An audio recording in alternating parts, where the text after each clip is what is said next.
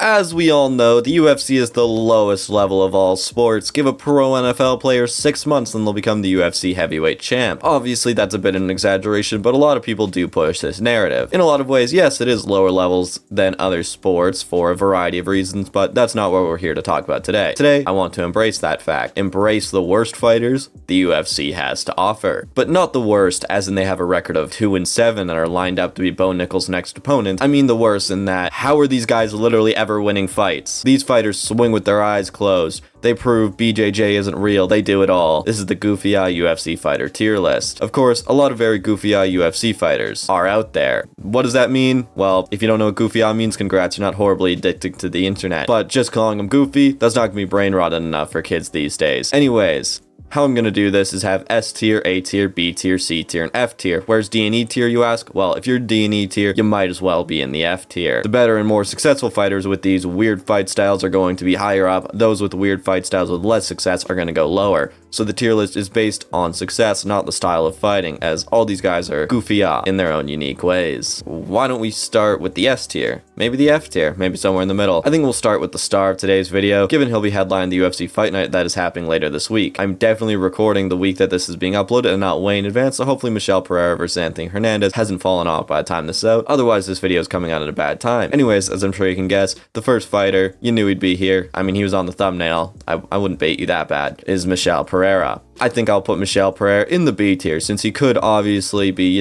better, higher up in the rankings. He's not a champ. He's not necessarily top 5. I think you have to keep A and S tier for, champs, top 5 contenders. However, I do think he is still a very legit prospect. I mean, he's on an 8-fight win streak. I feel like people don't talk about how long this man win streak is, as I feel like it kind of flies under the radar when it comes to longest win streaks in the UFC right now, with a performance of the night bonus in his last 3 wins, with all 3 of those last wins being in just 1 minute each. Obviously, it's not against the best competition in the world, but, the guys he's beating aren't total cans either. But this guy definitely is a goofy fight style if I've ever seen one. Illegal knees to a grounded opponent all day long, and just the speed and ferocity that it comes at you with. He's doing these jumping, kneeling backflips where he lands a knee on you, picks you up, standing guillotines you. I believe that's how he finished Pereira in his last fight.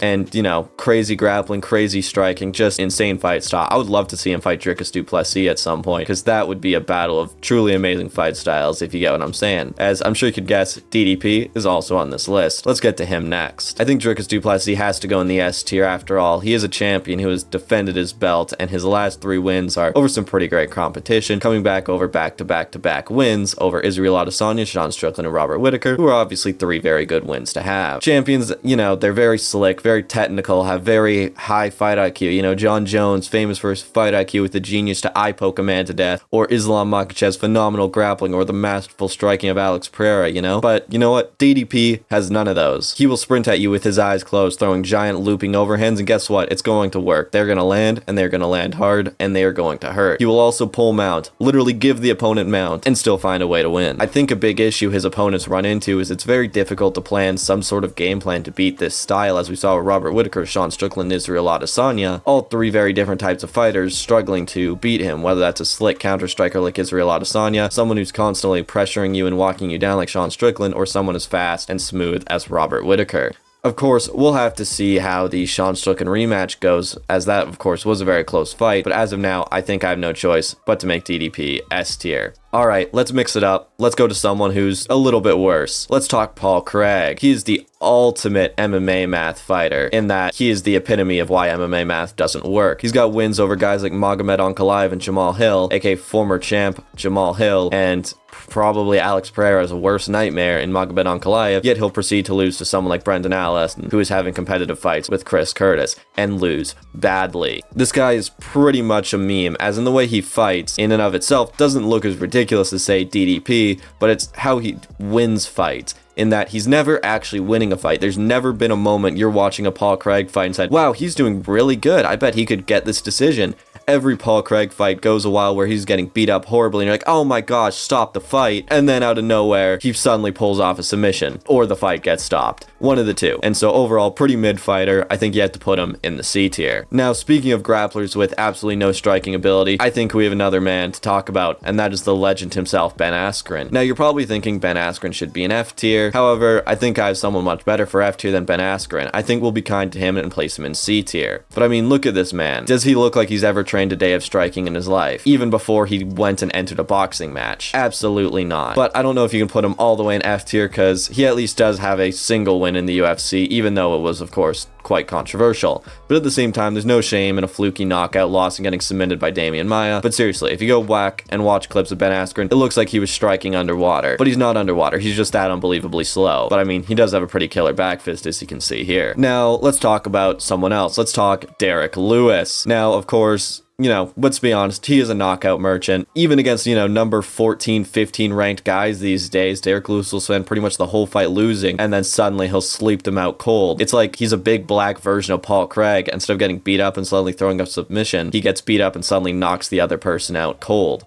I mean, that's how he got his title shot against Daniel Cormier. He was down every single round to Alexander Volkov, and with basically no time left in the fight, he lands a crazy knockout to win the title elimination bout. Not to mention, he proves Brazilian Jiu-Jitsu is fake, and then he can just stand up. Anyways, I think we'll put him in B tier. Let's round out the B tier, add one more fighter, and that's going to be Kevin Holland. Now, you might think his fight style isn't quite as out there, and yes, that's true. I'm mostly thinking his attitude towards fights is going to earn him a spot on this list, and that he's an absolute parlay killer. He should have the skills to win more fights than he does, but he has literally negative heart. If he starts to lose even once, he'll start to act like he doesn't care about the fight. Oh, you took me down, haha, point and laugh at the audience, start talking to the camera, act like you don't care. Let's be honest, that's pretty goofy, just tossing the fight like that, my guy. You're never gonna be a top contender when you fight like that. But still, he's doing alright. I think he's still definitely above guys like Paul Craig and Ben Askren, so we'll put him in the B tier. Let's talk about some great fighters again, though. First up, we gotta talk Jiri Prochazka. You knew he was gonna be on this list. He's literally just a weeb out in the forest. Like, does he even have training partners or an MMA gym?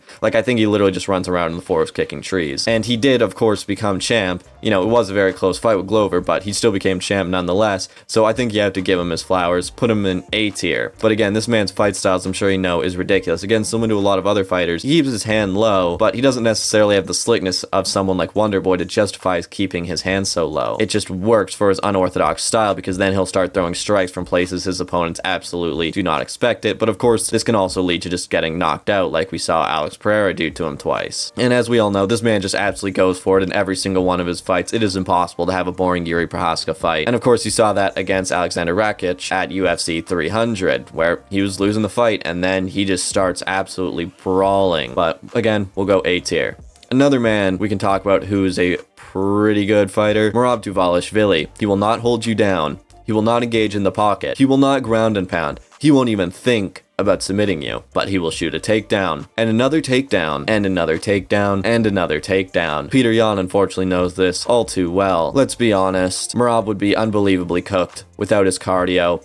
And, you know, I'm a big Merab fan. I was cheering the entire fight against O'Malley. I loved that. That was like, you know, my favorite fight of the year. Yeah, it's not because it was entertaining, because I just like seeing Sean O'Malley lose, especially in such embarrassing fashion by a big underdog. Shouldn't have taken that YouTube break. Would have looked so good with my Merab pick. But hey, he's still champ with a great resume, but I don't think he's quite on the level of DDP, so A tier it is. Now, our F tier is empty. Who do we put here? CM Punk. Do I need to say more? You know, of course he thought he could be the next Brock Lesnar, being another one of these WWE guys coming over to the UFC. But when he fought, he looked at one of those guys who says they, quote, watch UFC, starts attending an MMA gym, and quits after 3 trial classes. Just watch his fights online if you haven't seen them. That's exactly what it looks like. Respect to him for trying, of course, but he might have been the least skilled fighter to have ever entered the UFC, other than, of course, every WMMA fighter. Alright, comment down below any fighters I missed. Anyone who shouldn't be on here, let's talk about it. Call me a casual for these takes, and see you later.